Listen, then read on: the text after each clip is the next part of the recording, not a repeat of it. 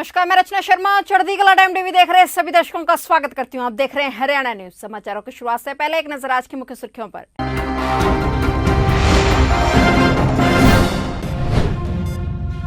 CM Manohar Lal Khattar ने की संजीवनी परियोजना की शुरुआत। करनाल जिले में 8 सीएससी में तैनात की गई advance life support ambulance. Haryana में लॉकडाउन के बीच रहते हैं महेंद्रगढ़ में एसडीएम दिनेश ने की नई गाइडेंस जारी।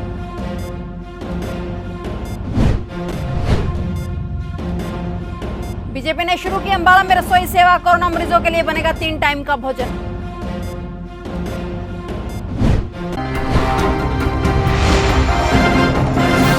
और अब समाचार विस्तार से।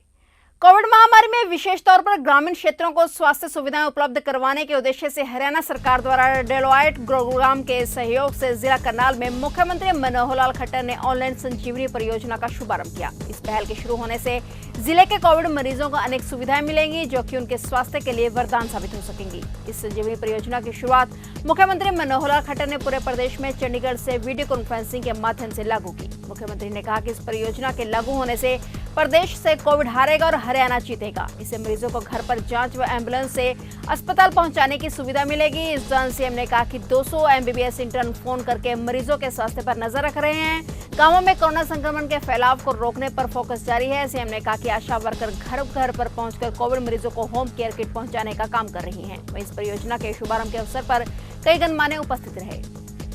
भारतीय जनता पार्टी के द्वारा अंबाला शहर में सेवा रसोई शुरू की गई, जिसमें कोरोना मरीजों के लिए तीनों समय का भोजन बनाने का प्रबंध किया गया, जिसकी कमान महिला मोर्चा अंबाला ने संभाली। और वहीं जिला अध्यक्ष गुरप्रीत कौर व जिला सचिव पारुल सबरवाल व उपाध्यक्ष शमावेज ने बताया कि यहाँ तीनों टाइम का भोजन नागरिक अस्पताल व कोरोना मरीजों तक पहुँचाया जाता है। आदरणीय जगत प्रकाश नड्डा जी, हमारी महिला मोर्चा की प्रदेश अध्यक्ष आदरणीय बहन सुमित्रा चौहान जी, उनके दिशा निर्देश और उनके आदेश के अनुसार हमने ये सेवा रसोई का कार्य जो है आरंभ किया है। इसमें हम लोग कोरोना पीड़ित परिवारों को, उनके पेशेंट्स को मिशन हॉस्पिटल में जैसे हमारी सेवा लगातार निरंतर जारी है, उसमें महिला मोर्चा निरंतर प्रयासरत है। हमारी बहन मेरे साथ पारुल सब्बरवाल जी जो जिला में उपाध्यक्ष हैं, मेरी बहन मेरे साथ शमावीर जी, ज्योति बख्शी जी जिला सचिव हैं। ये सारी बहनें अंबाला सिटी कैंट पूरे जिले से हमारे साथ इस नेक कार्य में हर समय निरंतर प्रयासरत हैं। इसका मेन जो उद्देश्य यही है कि हम लोग जो कोरोना से पीड़ित परिवार हैं, जो पेशेंट है हॉस्पिटल में, उनको हम लोग निःशुल्क पौष्टिक आहार हम लोग उनको उपलब्ध करवाएं। फरीदाबाद के तिगांव इलाके में एक युवक को घर के बाहर बुलाकर दूसरे युवक ने गोली मार दी, जिसके बाद आनन फानन में घायल युवक को निजी अस्पताल में इलाज के लिए भर्ती करवाया गया, लेकिन तब तक बहुत देर हो चुकी थी और इलाज के दौरान युवक की मौत हो गई। मृतक के भाई ने इस हत्या के पीछे रुपयों का लेन देन बताया, लेकिन पुलिस इस मामले में मीडिया के सामने कुछ भी बोलने से बचती नजर आई। अजय, आपके भाई की गोली मारकर हत्या की है, क्या है पूरा मामला, क्या कैसे हुई वारदात का? ये सब लोग बाहर अंदर बैठे हुए थे कमरे में। एक लड़का मोटरसाइकिल पे आया, उसने बाहर बुलाया, इसको बुला के संजय इधर आओ। वो बाहर इनकी क्या डिस्कस हुई है, क्या बात हुई है, पता नहीं है कुछ भी इस बारे में, और सुना है कि पैसे वैसे मांग रहा था। अच्छा। उसने पैसे वैसे देने से मना कर दिया तो इसने उसको गोली मार दी। कौन है वो, कहाँ का रहने वाला है? गाँव से ही है। केवल पैसे इसने मना कर दिया और उसने गोली मार दी। संजय क्या करता है? संजय ऑटो रिपेयर का काम करता है। अच्छा। Spare part. रतिया के गांव कुमाना के नौजवानों के द्वारा एक गांव के शुद्ध वातावरण के लिए उपराला किया गया। गांव कुमाना के नौजवानों द्वारा आज गांव में पौधारोपण अभियान चलाया गया, जिसमें आम, बड़ व पीपल के पौधे लगाए गए। पौधारोपण की शुरुआत संत पावा निर्मल दास ने त्रिवेणी व आम का पौधा लगाकर की। वहीं गाँव के नौजवानों द्वारा गाँव में 300 से ज्यादा पौधे लगाए गए। पिछले साल जब लॉकडाउन लगा तब टोहाना की कृष्ण कॉलोनी के रहने वाले सहान परिवार ने समय का सदुपयोग करने के लिए अपने घर की छत को किचन गार्डन में तब्दील कर दिया था। शुरुआत में जहां 1-2 पौधे थे, अब वहां दर्जनों फूल, फल और अन्य औषधियां पौधों की भरमार है। यह सब उन्होंने अपने घर की छत के मात्र 100 गज के क्षेत्र में किया है। अब उनसे प्रेरणा लेकर उनके आस पड़ोसी भी अपने घरों की छतों पर बागवानी को सजाने में जुटे हुए हैं।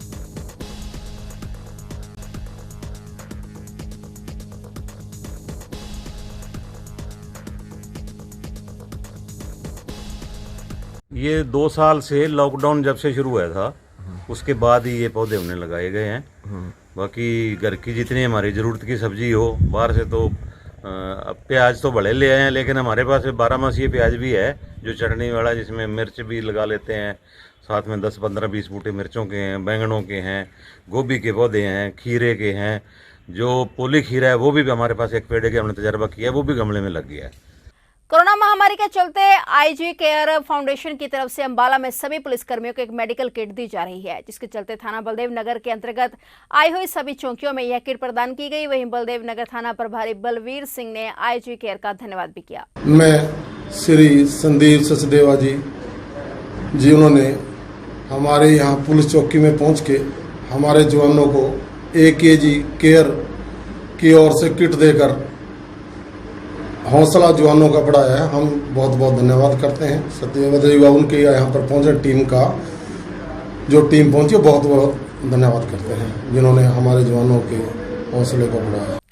हरियाणा में जैसे लॉकडाउन बढ़ाने की घोषणा की गई, वैसे सरकार की तरफ से बाजारों में थोड़ी रियायतें भी दी गई हैं। जी हाँ, महेंद्रगढ़ में सुबह 7 बजे से लेकर दोपहर 12 बजे तक की दुकानें खोलने की अनुमति है।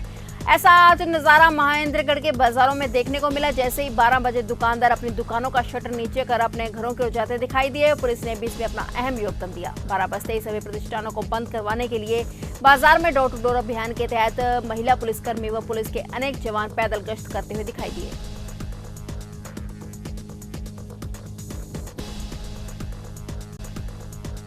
जैसे जैसे संक्रमण काबू में आता जा रहा है, तो वैसे ही फेजेज वाइज बाज़ार को और सिस्टम को खोलने की प्रक्रिया चल पड़ी है। इसके अकॉर्डिंग चीफ सेक्रेटरी साहब से जो ऑर्डर आए हैं, तो उसमें जितने भी ये अपने नॉन इसेंशियल गुड्स की जो भी शॉप्स हैं, उनको 7 से 12 बजे ऑड इवन आधार पर खोलने का प्रोविज़न किया गया है। उसी के आधार पर आज महेंद्रगढ़ में नंबरिंग कराई जा रही है। आधी नंबरिंग हो गई है, 12 बजे तक नंबरिंग हो जाएगी और उसके बाद इवन डेट को इवन नंबर की दुकानें और ओड डेट को ओड डेट की दुकानें खुलेंगी। एक्सिस बैंक की बस्तरी शाखा में उमड़ी उपभोक्ताओं की भारी भीड़ के कारण सोशल डिस्टेंसिंग की धज्जियां उड़ रही हैं। इतना ही नहीं, उपभोक्ताओं का कहना है कि बैंक में लोगों के लिए सुविधाओं जैसी कोई चीज नहीं है।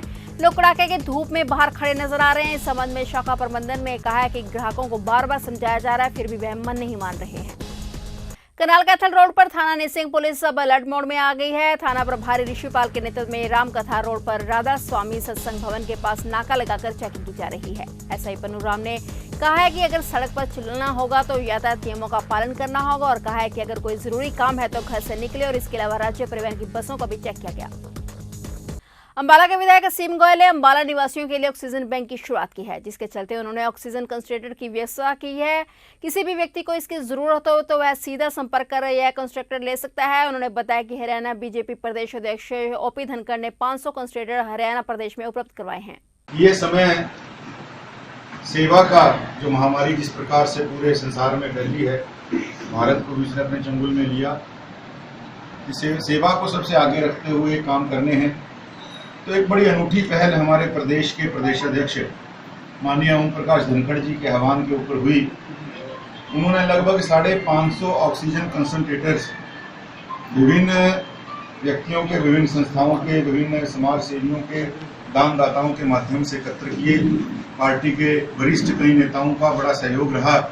करनाल में समाजसेवी मनोज गौतम की मौत के बाद अलग अलग सामाजिक संस्थाएं प्रशासन को ज्ञापन दे रही हैं। संस्थाओं का आरोप है कि कल्पना चावला मेडिकल मरीजों के लिए बेहतर सुविधाएं नहीं है। मेडिकल कॉलेज में मरीजों के स्वास्थ्य को लेकर लापरवाही हो रही है। निफा की टीम ने सोमवार को डीसी कार्यालय भी पहुंचकर ज्ञापन सौंपा। निफा अध्यक्ष प्रीतपाल सिंह पन्नू ने कहा है कि मेडिकल कॉलेज पर करोड़ों रुपए खर्च किए गए हैं, लेकिन जो सुविधाएं होनी चाहिए थी वह नहीं है। उनकी टीम द्वारा डीसी को ज्ञापन सौंपा गया।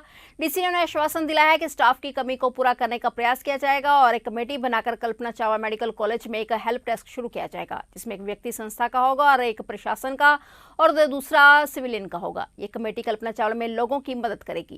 तो उन्होंने आश्वासन दिया कि इस पर काम होगा। हम लोग चाहे टेम्परेरी तौर पर, अभी क्योंकि जो महामारी चल रही है तो टेम्परेरी तौर पर जो है वो उन्होंने कहा है कि हम इसके ऊपर जो है स्टाफ नर्सें जो है और नियुक्त करेंगे, ताकि जो स्टाफ की कमी है वो दूर हो सके।